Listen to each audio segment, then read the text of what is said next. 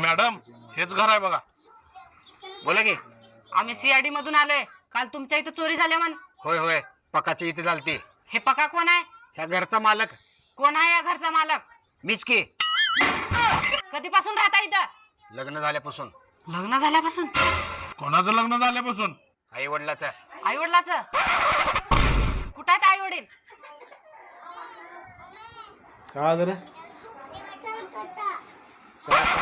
Sorry हा भाऊ, आम्हाला माहित नव्हतं. सॉरी काय, वरच्या मजल्यावर राहतात.